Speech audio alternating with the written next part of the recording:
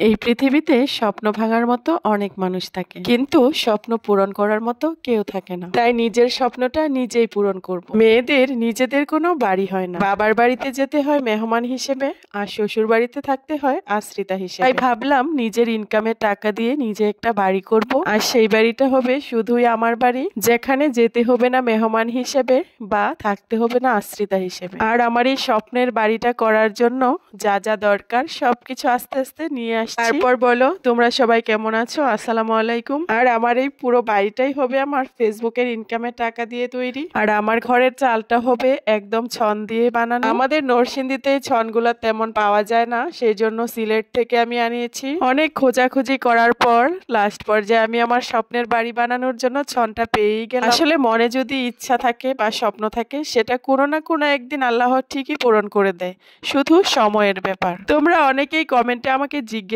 করো, আপু ফেসবুক থেকে কেমন ইনকাম আসে, বা ফেসবুক থেকে মাসে তুমি কেমন টাকা ইনকাম করতে পারছো, বা ফেসবুকের টাকা দিয়ে তুমি এই পর্যন্ত কি করতে পেরেছো। তোমাদের এইরকম হাজার হাজার কমেন্টের রিপ্লাই আজকে দিব আমি। আসলে আপু জানো কি, ফেসবুকের ইনকামটা আসলে কোনো ফিক্সড করে আসে না। যত তুমি পরিশ্রম করবে যে মাসে, সেই মাসে তোমার ইনকামটাও তেমন বেশি আসবে। এ পর্যন্ত কখনোই তোমাদের সাথে শেয়ার করা হয়নি যে ফেসবুকের টাকা দিয়ে আমি কি কি করেছি, কিন্তু এখন থেকে তোমাদের সাথে অবশ্যই শেয়ার করব। আমার এই এলোমেলো অগোছালো ছাদটাকে আমি অনেক সুন্দর করব, আর সেইখানে আমার একটি বাড়ি হবে। এই পৃথিবীতে সবারই ছোট বড় একটা স্বপ্ন থাকে, আর সেই স্বপ্নটা হচ্ছে অনেক সুন্দর একটা বাড়ি করার। অনেক বড় হয়তো করতে পারবো না, বা 5 তলা বাড়িও করতে পারবো না, কিন্তু আমি যা করতে পারবো তা নিয়ে শুকরিয়া আলহামদুলিল্লাহ। আমি একটা বছরে ফেসবুকে অনেক শ্রম দিয়েছি, আর তার ফলটা আল্লাহ আমাকে এখন দিচ্ছে। এই পৃথিবীতে মেয়েরা কতই না অসহায়, তা শুধু বাস্তবতার সম্মুখীন হলেই বোঝা যায়। কিন্তু জানো কি, সব কথার মূল কথা হচ্ছে পরিশ্রম। তুমি তোমার সংসারে যতটা শ্রম দিবে, ফলাফল ততটাই ভালো আসবে। তুমি ভালো থাকার জন্য